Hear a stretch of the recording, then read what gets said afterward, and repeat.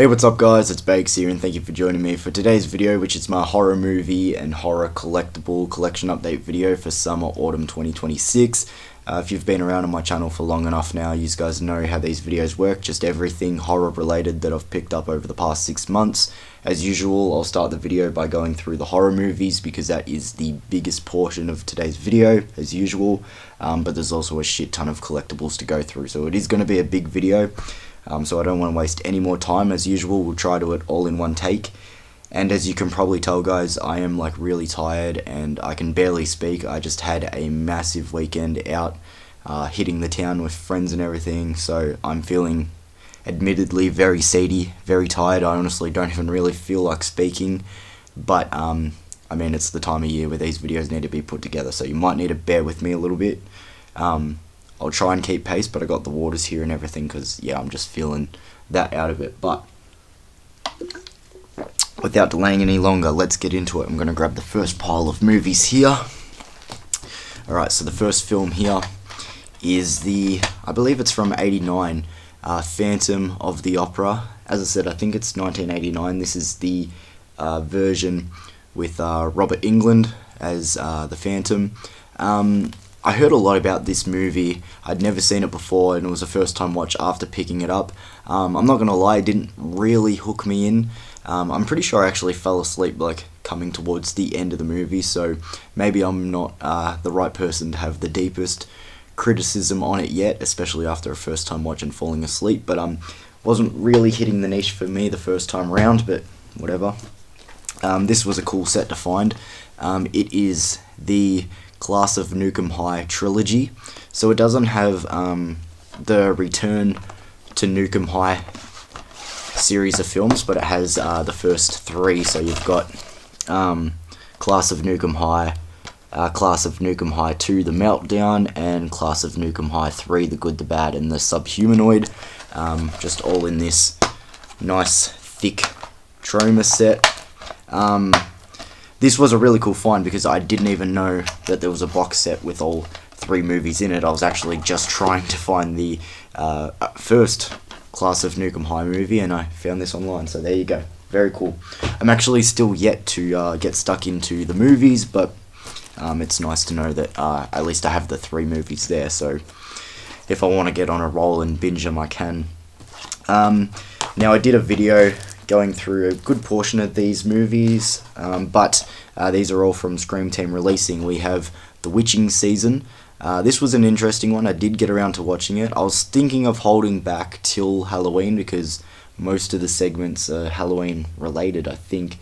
Some of the stories were okay. I think my favourite one was Princess, just because I am a fan of like Killer Doll movies, and I think the Princess segment was my favourite.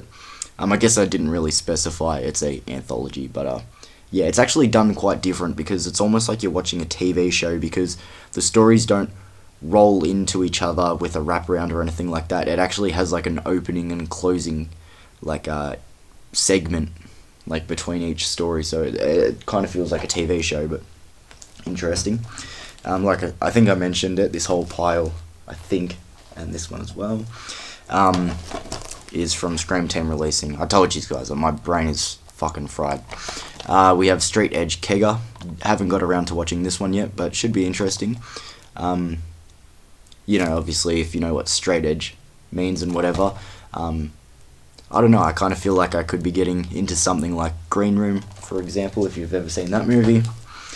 This one I did get stuck into because I heard it was an anthology, big fan of anthologies, and I'm also a big fan of cryptids, so I picked up the movie Cryptids. It's basically about a radio host, actually played by Joe Bob, and he's having callers call in and, you know, tell their stories about run-ins with certain different cryptids and whatever, and it's actually funny because like almost all the cryptids in this movie are like ones that I've never even heard of before, and I'm almost certain they were made up for this movie, but I still had a fairly fun time with that one.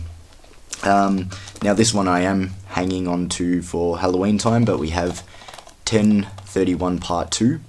I have the original 1031, haven't ever seen the sequel, and I'm very far behind because there's actually a part 3 and I think even a part 4, so I do have a lot of catching up to do. Yeah, it's an anthology series, so again, I don't know how many stories are in this one. Actually, looks like there's a few, if I'm reading the credits correctly, but yeah, I'll hang on to Halloween to watch 1031 Part 2. Another one that I've been hanging on for Halloween time, Pumpkin Man. Now, when you're ordering off Scream Team Releasing, you are aware that a lot of these movies are low budget, and you know, you got to prep yourself for what you're getting into and everything like that. And you know, a budget doesn't normally affect my enjoyment of a movie. You know, if it's a good story and you know they're putting effort into it, it's normally something that will land for me. But I've actually heard that this movie's pretty rough and pretty hard to sit through. But I don't know, the cover just seemed so appealing to me, and I'm like, you know what, fuck it. You know, if I have a weekend like this one and just get on the drinks and everything, I'm sure the movie will be okay then.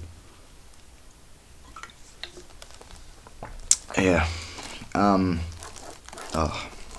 Yeah, sorry, my head's just not in it at the moment. One I'm hanging on to for Christmas time, it's called I'm Dreaming of a White Doomsday. I actually don't know what I'm getting myself in for here, because it kind of looks, I guess, post-apocalyptic, but then there's some pictures on the back that are like giving me slasher vibes, I guess. But then it also says a psychological tour de force, so this could be a really interesting one. But again, I want to hang on to it for Christmas time, because obviously that Christmas theme. This one that seems to be just a fun body count slasher film. It's called Late Checkout, and I love that cover art too. Again, we're still on the streak of movies from Scream Team releasing, so if any of these appeal to you, you can grab them from the Scream Team releasing site. But as I said, it just sounds like right there at the top, small town, large body count. That's all I need. Some good gore, things like that. Maybe the story's not the deepest, but as long as I'm entertained. And then this one, I actually don't know what to make of it. It's called Murder Made Easy. I haven't read too many details on the back, because I think this could be an interesting one to just try and go in as blind as possible, but seems pretty cool. Murder Made Easy. I think that was the whole pile that I had from Scream Team releasing, but there's a chance that something else from Scream Team will just randomly pop up. But next up, we have a movie called Ghost Keeper. Haven't got around to watching this one yet. Sometimes, like when I'm listening to horror podcasts and everything like that, you know, they're talking about these movies, but just because they're talking about these movies so much, I eventually pick them up and I'm like, I kind of feel like I've already seen it because they were roughly talking about it, so I've sort of put this one on the back burner for a little while, because, as I said, I was recently hearing a lot about this movie on certain podcasts. Here we have one called Tintorera, and I'm a sucker for killer animal movies. I've said that plenty of times before, and this is always one that I like vaguely heard about growing up, but I found this bootleg copy of it, and I've always heard that the movie's actually not that good, but again, I'm just a sucker for killer animal movies, and I mean, there's never going to be a shortage on killer shark movies, so this one's called Tintorera Killer Shark. I think it means tiger shark, the translation, but yeah.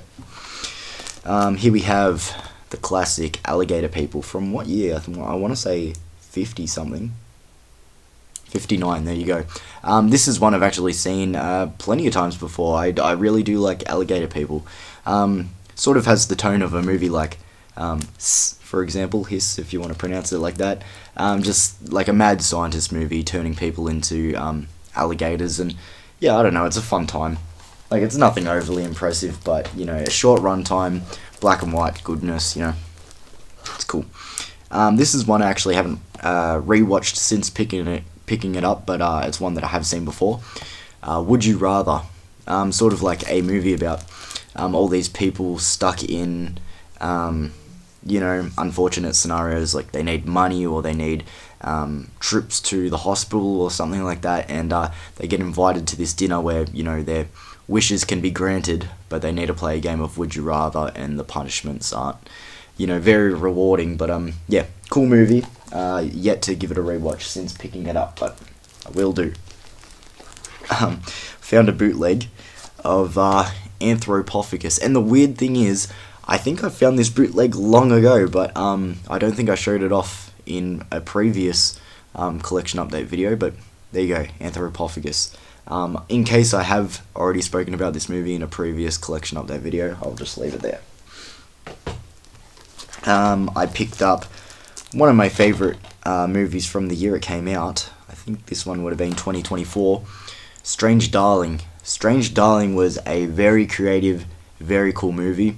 So it's a movie broken up into chapters, but the chapters are played out of order. So you think you've sort of got the gist of the story, but because it's out of order, you eventually have the pieces all come together, and it sort of changes the story to a different narrative, and you're like, okay, that just flipped it on its head. And I just found it to be very, very cool, very creative. If you haven't checked out Strange Darling, definitely check it out. Haven't given it a rewatch since picking it up, but like I said, it was one of my favorites of 2024. I think it made my top 10. It definitely did. I can't remember whereabouts it did, but I think I watched it a couple times that year. Very cool movie. This one, I want to say, was from 2024 as well. This one did not make my top 10. The movie was Tarot. Now, this one actually got a lot of shit, and by all means, it's not a great movie. It's pretty run-of-the-mill, generic, Hollywood squeezing out horror movies to bring teens in and whatever. But for what it is, like, just turn your brain off. It's got some cool creatures and everything. It's like people that get their fortunes read using these tarot cards, but whatever character you get on the card is the one that causes your death. So you've got like some cool creature designs, and it's pretty like generic characters and stereotypes and things like that. But if you turn your brain off, I actually thought it was pretty fun, so I didn't really hesitate to pick this one up. To finish the Ty West X trilogy, I picked up Maxine. This is my least favourite of the X trilogy, not by a whole lot. I have given this one a rewatch since picking it up, and I actually don't think I liked it as much as I did the first time around. But with all that being said, I still think it's a fantastic movie. If I had to order the 3 movies in the X trilogy, I'd probably say Maxine third, X second, and then Pearl being the best. I really like Pearl. But yeah. Sorry guys, like I said, I'm trying to piece my thoughts together the best I can, but yeah. I'm not even joking, I've got 4 bottles of water just sitting at my feet right now because, yeah, I'm hurting. Like I said, I didn't even really want to be speaking, like I'm over it. But Strange Harvest, I'm going to shut up and suck it up. Strange Harvest, very, very cool movie, one from last year. A mockumentary or faux documentary, whatever you want to call them, about a serial killer named, what was his name? Mr. Shiny, and he's doing these like cult murders, but then goes into like a more cosmic angle as the movie goes on. Just a very, very intriguing movie. Like if you're a fan of like true crime and then obviously horror, I can see this one being up your alley. I definitely would recommend it. I've actually done a full-length review of this movie, so if it sounds appealing, maybe check out my review. Bit of self-promotion there. Here's a movie called Big Bad Wolves. I actually don't know too much about it. This is an interesting one because I'm pretty sure it was like, right here on the back, Quentin Tarantino. This is like a movie that he thinks is really underrated.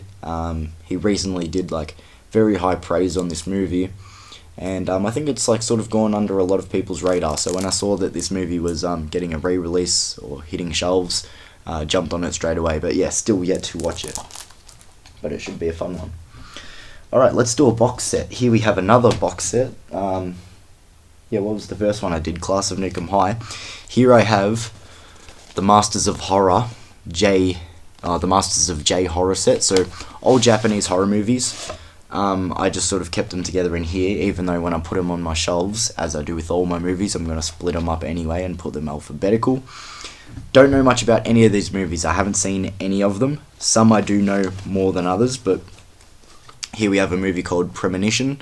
From what I've heard, it's pretty much a Japanese version of the butterfly effects, where someone gets a premonition of the future, tries to change the outcome, but unfortunately causes a worse consequence. So I do like those sort of styles of story, so I'm sure this one will be up my alley. Very keen to get into Premonition. Here's one called Infection. From what I remember hearing about this one, like a body horror, but also playing it very psychological. So I think that's a very cool blend that, again, is up my alley. So keen to get into Infection. For some reason, the cover's like sliding out of the slip. I'll just fix that quickly. Alright. Next one is one called Retribution. Now, I didn't know much about Retribution until I read the back when I picked up the set. Again, from what I'm just reading here, it sounds like a detective, like he's, trying to figure out this murder, but he also seems to be the leading suspect. I could be wrong because I'm just sort of trying to pick it up as I'm reading it now, but it does sound very interesting. So, Retribution. If you know anything about these movies, obviously more than I do, feel free to recommend which ones I should get around to first. Here's one called Kaiden.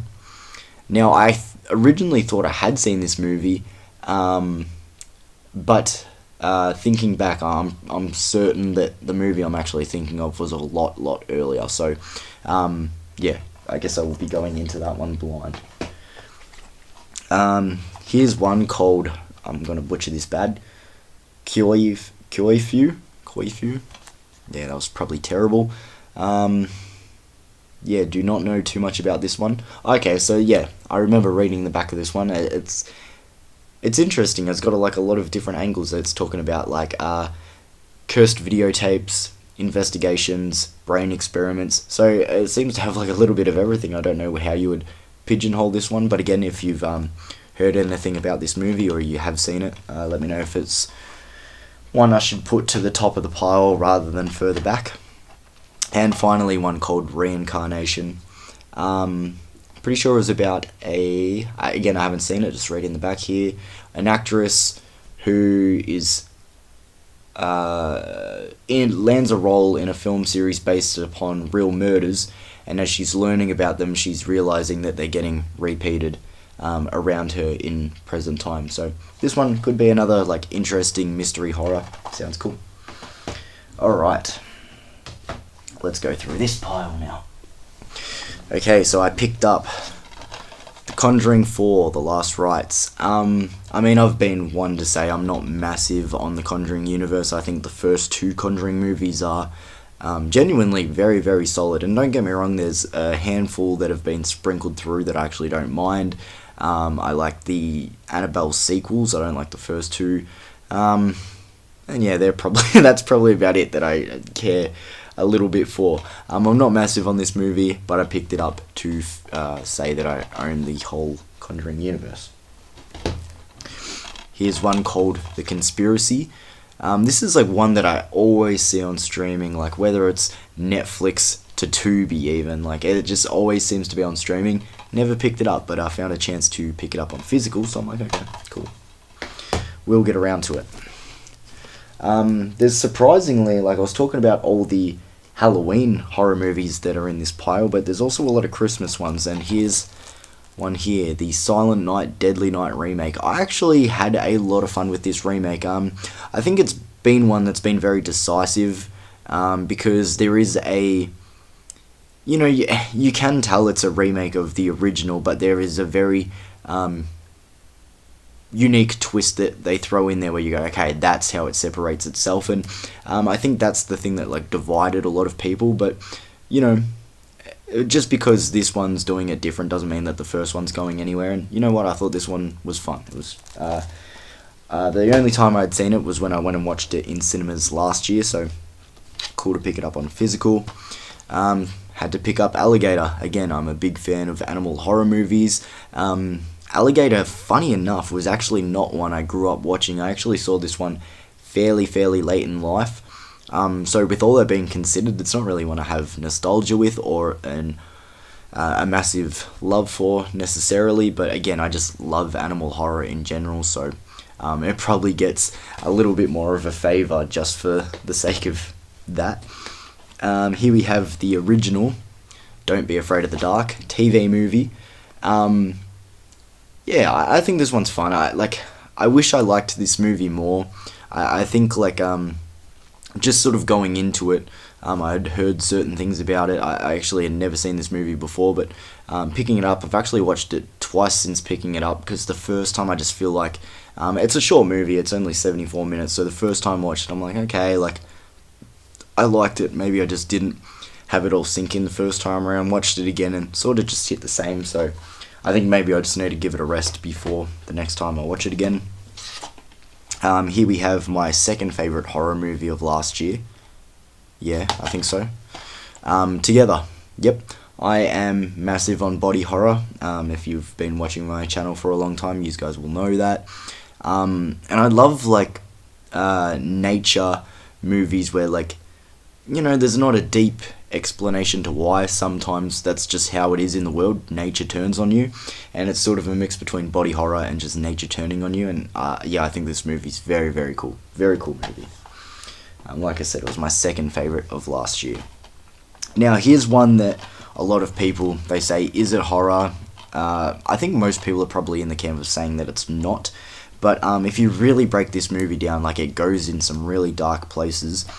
Here we have Dream Scenario with Nicolas Cage. Just in case you don't know this movie, it's about a everyday, normal guy, kind of looking for purpose, just kind of wanting, you know, just a bit more notoriety and, you know, a bit more prestige to his name, I suppose. And he starts appearing in people's dreams, and again, he was looking for purpose and everything, so he's relishing in it for a while, and then it ends up going in some dark places, some cringy places, some uncomfortable places, and that's a major reason why I like this movie. It's honestly pretty funny as well if you are into dark humor, but yeah, as I said, I think most people will say that this is not a horror movie, but again, if you want to read into it too much, you know, you could have that argument all day, but I really do think it goes into some dark places where, you know, you can go, fuck, like, you know, I can see the horror in that. Here's one from, again, I want to say last year, called It Feeds. This is one where when I seen it pop up on shelves, I was more than happy to grab it. I kind of think this was a underrated movie from last year. If I remember correctly, unfortunately, I think this is one that kind of got bashed a little bit. I watched it on, again, some streaming platform for, you know, just putting my list together last year, and I went, you know what, it's not that bad, and went and checked everyone else's thoughts, and I guess I just seemed to enjoy it a little bit more, so I was more than happy to pick up It Feeds. Oddly enough, I kind of don't remember too much about it. Again, my condition today probably doesn't help that fact either. And I'm like running out of breath so quick. Like I said, I didn't even feel like talking. This is the most talking I've done today. I felt miserable all morning. Here we have VHS Halloween. They had me spooked for a little bit. So normally these VHS movies put out by Shudder, at least here in Australia, it's not too long of a turnaround for them to come out on physical media. Like, what was the one before this? Like, VHS Beyond, for example, you know, you see it pop up on streaming. Not too far along down the track, Shudder drops a physical release. I was waiting forever for VHS Halloween, and I'm like, fuck, I guess they're just not doing it. But eventually popped up. When I watched this movie, I don't think I was as high on it as a lot of other people were. Like, a lot of people saying, like, this is the best VHS movie in years. I think the best one that they've done since they rebooted the series is still VHS 94. But I am excited to give this one a second chance. Again, I'll probably just wait for Halloween time to pull it out again and chuck it in. But it is what it is. And again, here we have another Christmas horror movie. Which it doesn't have a crazy Christmas aesthetic just from looking at it here, but I'm pretty sure I remember hearing that it takes place on Christmas, so I'll wait for then. A movie called I Trapped the Devil. This is one that, like, had a lot of people talking back when it came out. I want to say, like, in the 2010s, 2018. Yeah, and it just sounded very, very interesting. It says here on the back, like, sort of viewed for the Twilight Zone fans, and yeah, from the synopsis here on the back, it sounds very interesting. It sounds like it's a psychological think piece, and it will keep you on your toes. So excited for I Trap the Devil. Trap the Devil again. I'll wait for the end of the year. Oh my god, I should have seen that this one was coming up. I can't believe I fucking spent money on this movie. So I picked up a film called Freddy's Fridays. Yeah, doesn't that title sound familiar? So it's one of those movies where it's like micro budget, jump on a popular film title, hope people think that it's that movie, they watch it, they stream it, whatever. So the first time I watched this movie was actually on Tubi, so that sort of probably gives you the gist to what to expect. And from the title, you would think, okay, maybe it's something like Five Nights at Freddy's, and it's got these animatronics, but the story is a little bit different. It's just so bad that I had so much fun with it, and I think that's why I pulled the trigger on picking up a physical copy. It is a bootleg, but so I probably didn't spend that much on it. I think these bootlegs I'm getting for like maybe $10, which even just saying that, like, that's embarrassing. I spent $10 on fucking Freddy's Fridays. I'm a fucking idiot. Alright. Another anthology that I picked up. And again, another one that you could argue to watch at Christmas time, because there is a segment that takes place on Christmas. The original Tales from the Crypt. 5 segments in this movie. Like I said, one takes place on Christmas. I think it's probably the most notable segment from this movie. If you've never seen it, it's like a... I haven't seen this one in a while. It's like a... guy escapes a mental institution, but he's like dressed as Santa, and he like breaks into a house. Like, yeah, I think that's probably the most notable story from this one.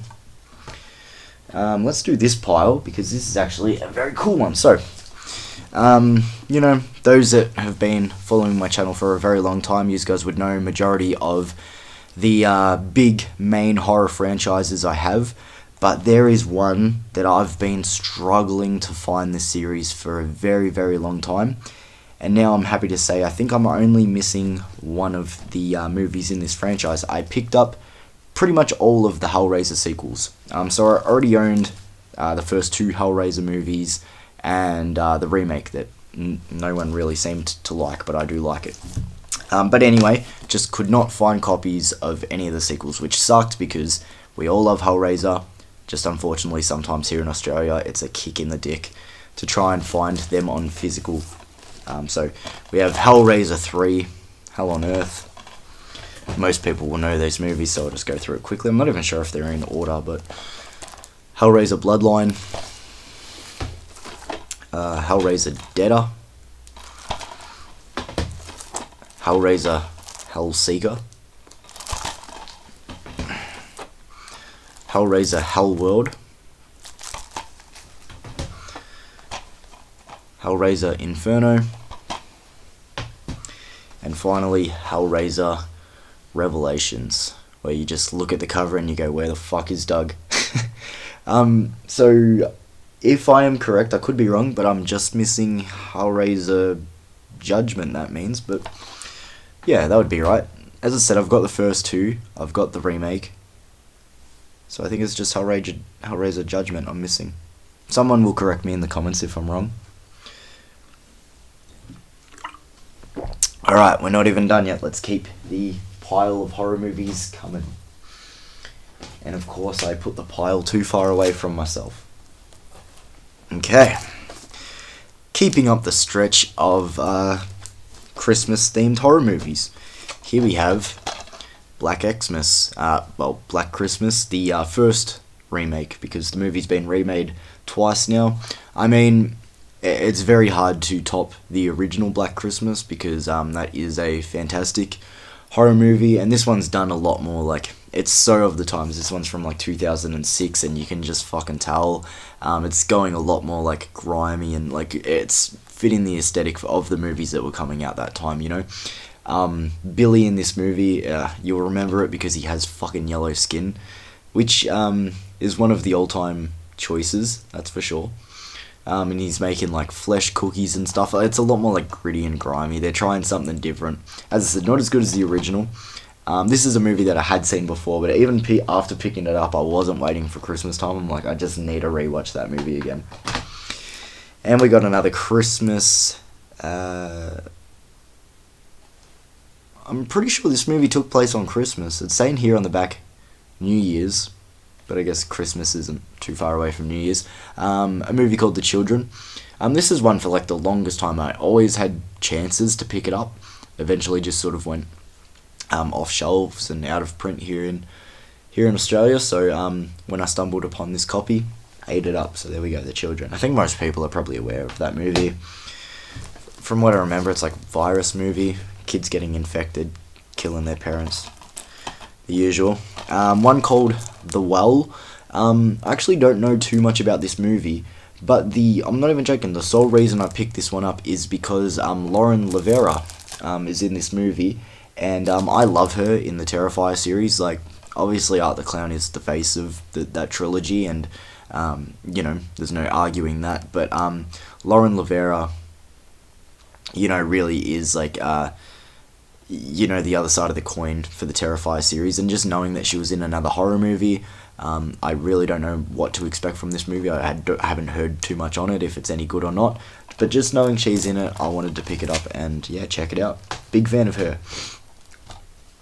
Alright, here we have a double feature, and it's an interesting double feature. For the longest time I've been looking at it, trying to see if there's anything specifically about these two movies to warrant a double feature, but here we have Twins of Evil and Vampire Circus. They're both Hammer horror movies, but they don't really have like too many overlapping like actors or directors. One's from 71 and one's from 72, but that's really just about it. Still yet to get into it. This was a very, very weird release. So this is put out by Via Vision, right? And originally, I didn't fact check it, but I'm so sure they came out with a 4K, and then they came out with a Blu-ray, and then so far down the track they've finally come out with the DVD. And it's so weird because at least here in Australia it normally goes the other way around. They go DVD, then Blu-ray, then 4K. Most of the time they release all three formats at once, but I don't know, I thought it was weird. I'm just fucking rambling.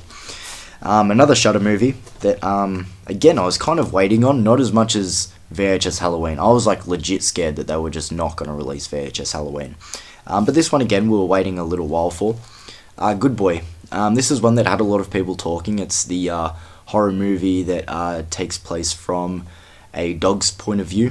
So the dog can see the house being haunted, and the way that they trained this dog and shot the movie to like really immerse you on like what the dog is seeing and stuff. It's incredible. And I know I'm definitely gonna butcher it, but I'm pretty sure they like took years to like film this movie, and it's the director's own dog, and like not even like one of those Hollywood dogs or nothing. So he was like training the dog, trying to get it to do these things, and it really is impressive. The movie itself, like story-wise and everything, I'm not in love with, but I think it's just sort of like a unique watching experience. I think it's one to check out for sure. This is one that just came out very, very recently. Here we have the Blair Witch Project Collection. The reason why I picked this one up, I have the original Blair Witch Project movie on my shelf, and I'll still hang on to it because it's one of my all-time favourite movies. But with this collection, it came out with the Blair Witch Project 2, Book of Shadows, which, you just cannot get a copy for here in Australia. So if I wanted to pick up Book of Shadows, I needed to pick up this. Book of Shadows, I've never really loved Book of Shadows, which is unfortunate because, like, I think it's got some good ideas. It's never really worked for me, and even after picking it up, I gave Book of Shadows a rewatch, and I'm like, nah, ain't really feeling it. So then I just watched the first movie again, and I felt good. Here we have one that was such a cool find because when I first heard about this movie, I'm like, that sounds fucking awesome.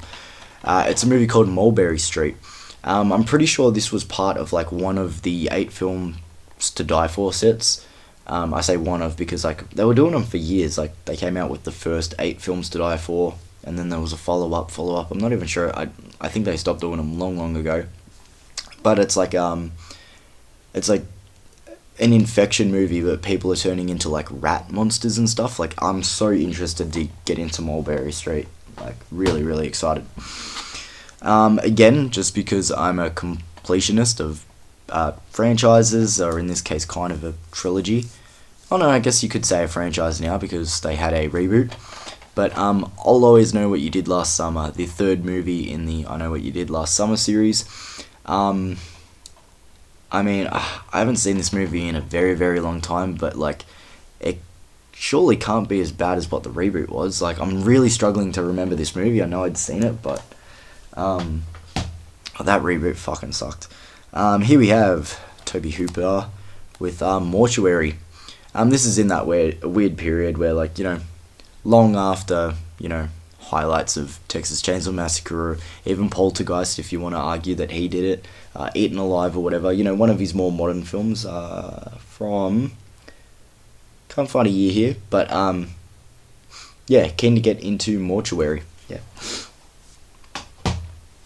Sorry guys, I wish I had more to say, but like my brain, like I'm surprised there's not smoke coming out my ears, or you could probably hear the gears like ticking over.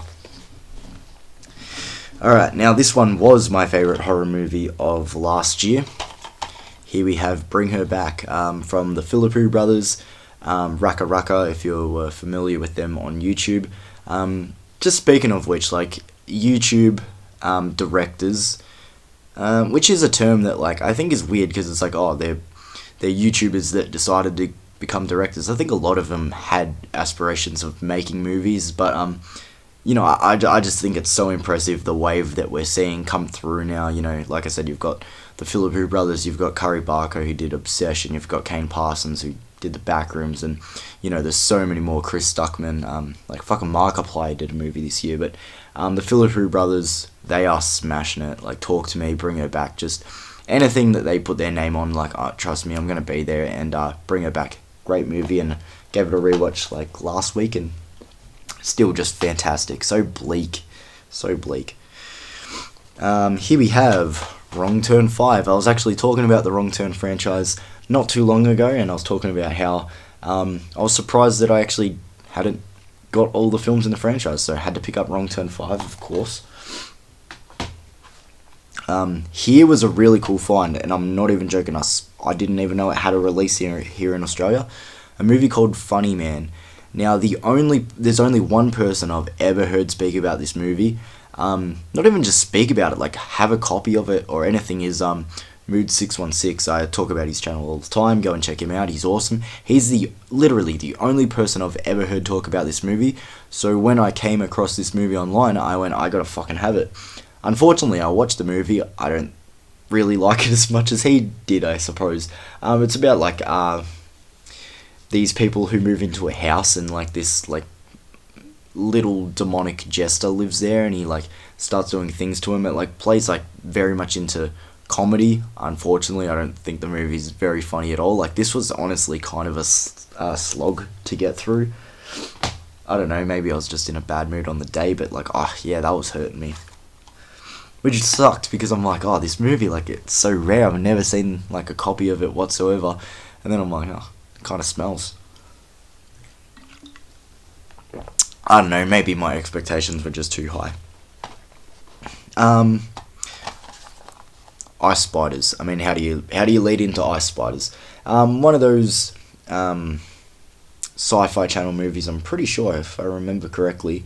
But back kind of when Sci-Fi gave a fuck about what they were trying to do. So yeah, they're sort of past that period now. Like, honestly, I think like Sharknado was the death of like Sci-Fi Channel actually trying to make a good movie.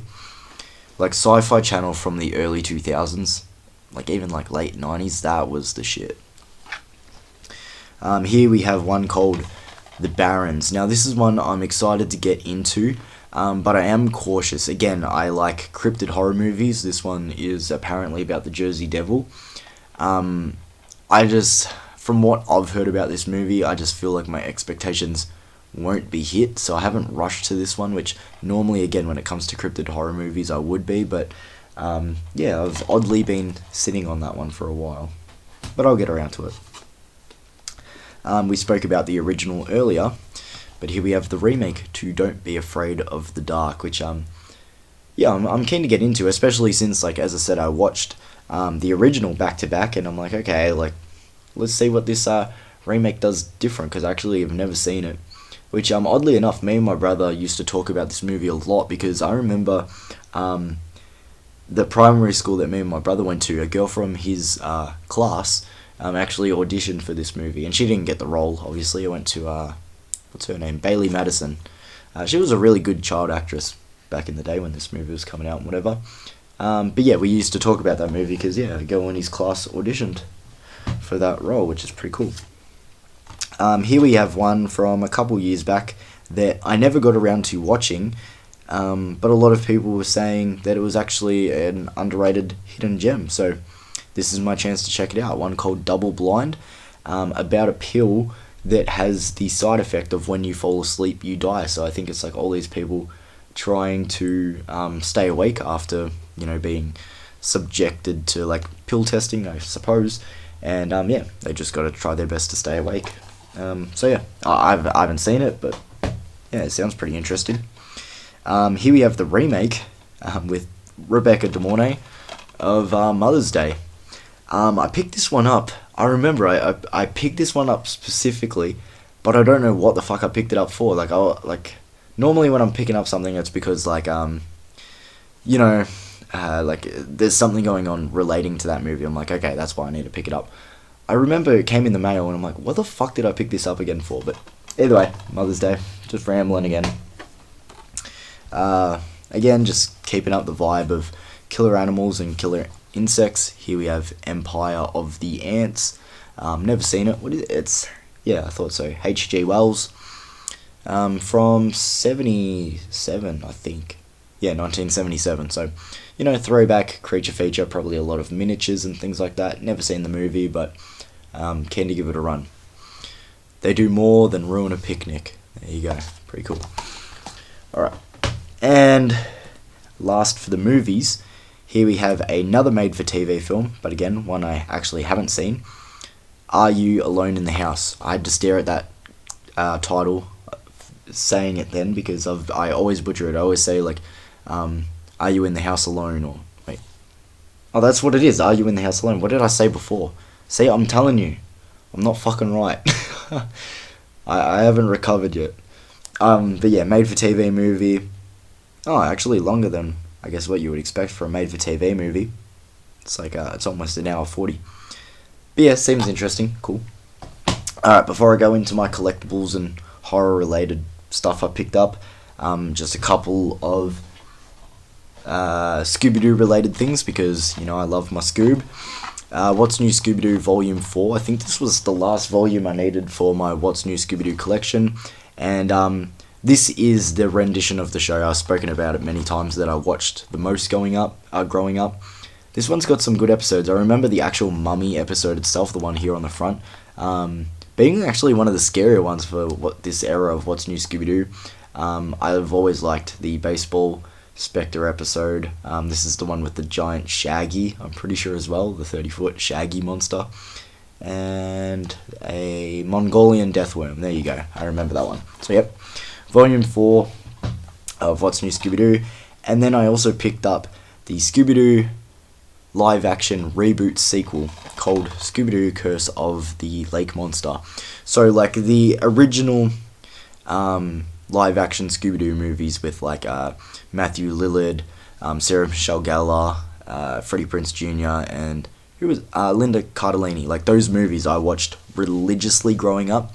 But I always kind of had a soft spot for that reboot that came out, like, I can't even remember when it came out. I'm guessing, like, again, probably like the mid-2010s.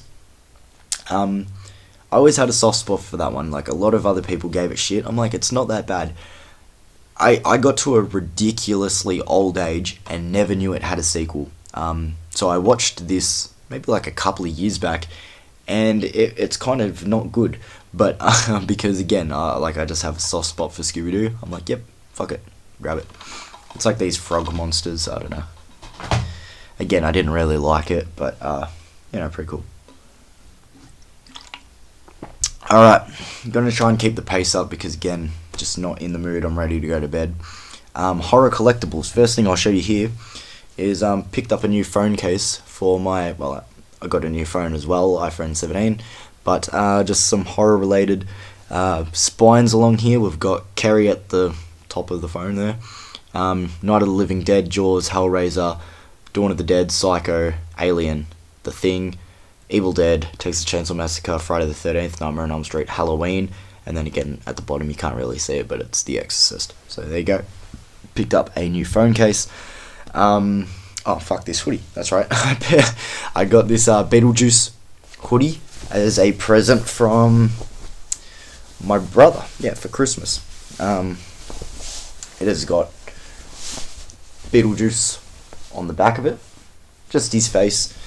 And then on the front, obviously, it's got Bio, Exorcist, Cold Now. We've all seen the ad from the iconic Beetlejuice movie. This one, yeah, nah, fuck it. I'm sorry, guys. I'm not going to roll it the whole way out because every time I roll it out, I always forget, like, how big this blanket actually is. But, my group of friends, we did a Kris Kringle this year, which we've never actually done in the past, but pretty cool. Kris Kringle, Secret Santa, whatever you call it, where you're from. And the person who bought for me got me this massive horror-themed blanket. Like I said, when you roll it out, it surprises me all the time with how big it actually is. But it's just got faces of, like, iconic horror characters. So obviously there's Michael Myers, Jason's on there, Freddy, Chucky's on there, Ghostface. Like, it's just any horror character you can think of. But again, I'm feeling shit and I just don't want to roll out something that, I'm not even joking, could probably fill the floor of this room. Probably even surpass it. Like, the blanket's massive. But I do use it all the time because it's like, it's a good thickness where, like, you don't get sweaty underneath it, but then you also don't get, like, the cold, like, you know, it'll keep you warm. So that's pretty cool. Alright, let's go through the Funko Pops because a lot of people, I think, do stick around for the Funko Pops in these videos. I got Buffalo Bill from Silence of the Lambs. I've always thought, like, Buffalo Bill, like, so underrated in the Silence of the Lambs movie, which is crazy because it's Silence of the Lambs, but, you know. I've recently spoken about, like, I love when you get a Funko Pop of a character and you just go, like, as if they invested on doing this character. Like, it's such a niche character from a niche movie. Like, surely they didn't think that these were going to be bouncing off the shelves. But I love finding unique ones. Vincent Smith from Motel Hell. So obviously got the chainsaw, the pig head on his head. Like, when I saw this, I went, no fucking way there's a Funko Pop from Motel Hell. Like, that's wild. So I had to grab that. And again, just another rarity where maybe now, because the Terrifier series is so big, they were like, okay, like, this one could probably sell better. But Victoria Hayes from Terrifier 3, well, she's technically in Terrifier 2, but yeah, she plays a more significant role in Terrifier 3. Again, just another niche one where, like, that's fucking cool. Evil Ash. It would have been my last collection update where I picked up not Evil Ash, just that one there. And I think I was telling the story where I'm like, I should have just picked them both up at the same time. I was trying to, like, save money, and I'm like, oh, I'll get the next one next time, you know, after whatever paycheck comes through. And then it just disappeared, and I'm like, fuck you. But yep, found it again. So Evil Ash. Here we have Jigsaw, John Kramer. Cool. I mean, we all know Saw, so I didn't really break that one down too much. Again, good creativity of something that I guess is a bit more mainstream, not as niche, just because this movie has been quite popular and, you know, had a successful sequel as well. The Entity from Smile. Very, very cool. I've always said, like, that first Smile movie, like, that movie, like, genuinely creeped me out a bit, like, freaked me out. But then in the sequel, it has a great Entity reveal in that movie too. I really like how they changed, like, the style of, I guess, animation for the Entity. Picked up my first ever sideways Funko Pop, where the box is sideways, which fucking sucks because it looks so awkward with the Funko Pops that are along the top of my shelf. But here we have Dog Thing from, obviously, John Carpenter's The Thing. Very cool detail. Again, it's just rare when you come across ones that are sideways and stuff. Just looks fucking stupid on the shelf, though. And then finally, my brother got me this one for my birthday the other day. He didn't get the memo, I guess, because it was funny. a video that I did not too long ago on this channel. I was talking about how I don't really like getting duplicates of characters I already have, regardless of like what the significant change is. But he got me another Leprechaun Funko Pop. But the difference between the one that I have and this one is the one that I already have is blood splattered, yep, and this one's glow in the dark. So there you go. Like, I'll keep it because I'm not a fucking rude prick. But yeah, if I saw it on the shelf, I would have passed on it. But anyway, this is pretty cool. I've been wanting to show these off for a while, and I'm happy to roll these ones out. My cinema, my local cinema that I honestly think I'm personally keeping open. I go there like all the time. Whenever I know that something mainstream's coming out where, like, you know, it's going to be seen, I go to this mainstream cinema. And every now and then they are selling their posters like $1 each, $2, depending on, I think it's like the quality of how good they are. But for a long time they haven't been doing it. But because I'm in there all the time and I'm always showing my face, they went, yo, you want these posters? And I went, let me have a look. So the first one that we have here is from Together. Regardless if I stand up, it's not fitting in screen, so leave me alone. But it's yeah, from the movie Together that we were talking about before. One of my favourites from last year, so pulled the trigger on that. Most of them are from movies last year, because as I said, it was all in one visit. They said, you know, do you want to have a look at these posters? Some of the girls in the local cinema, it sort of scares me a little bit. It makes me feel like I'm a fucking weirdo because I'm there all the time. They probably think I don't have a fucking life. But you know, I have a members card, so obviously that's how they know my name. But they were like, Caleb, do you want these? And I'm like, oh, fucking hell. Like, you don't want to become that local menace, that's all I'm saying. And I've already done that. But here we have Weapons. Well, this one out shit, but yep. Like I said, I can stand up, I can take maybe 2 steps back, but it's not all fitting in the frame. You guys know what these posters look like, let's be honest. Or if you want to see what they look like in full, you can just search them on Google, because they're just, yeah, the generic posters that would have been in anyone's cinema lobby. Alright, next one. Weapons also made my top 10 of last year. Here's another one that made my top 10 of last year. The Black Phone 2. Yep. Ideally, all of these, like all horror posters that I have, like I'd love to just get them framed. I do have a couple framed. Obviously not these ones now, but ones that I've had in the past. And I'm always looking for the opportunity of, like, whatever poster I have, obviously you can take them out of the frame, you can move them from where they are.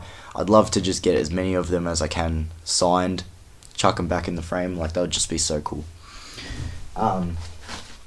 Like, I have a Child's Play 3 poster that I've been sitting on for ages, and I'm just like, I've always just been like, if I could have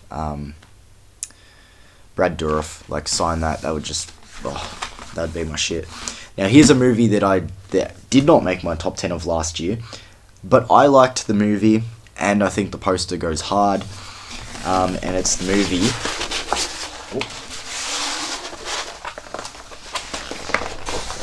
It's the movie Him. Yeah, the football horror movie. American football horror movie. Yeah, unfortunately, I think the movie is more so like style over substance. It's like you sort of get the gist of where the movie's going, and you're like, okay, I'm waiting for the twist, and you're like, there kind of was no twist. It was just everything that I probably gathered in the first, 25 minutes. But again, I think it has a lot of style. I think it's unique just for the fact that it's a sport-based horror movie, which we just don't really get a lot of. And also just a sport that, to be honest with you, I'm not overly familiar with, because obviously I'm Australian. Here we play AFL, which is like way better than American football. Come at me, I don't care. But yeah, that is everything. I got to do my last look around because, as I said, I'm not all there today. Done my posters. Yep. Okay, so that is my collection update for everything horror related that I picked up through summer, autumn 2026. Again, thank you for bearing with me and being patient if you've stuck around to this point in the video, because as I said, I admittedly very poorly spoken today and everything like that. As soon as I click end record here, I'm going to bed. I need to. But thank you for joining me, guys. If you have any questions or you want to talk about any of these movies, hit me up in the comments below. And again, if you've stuck around to this point, appreciate it a lot. Thank you, guys.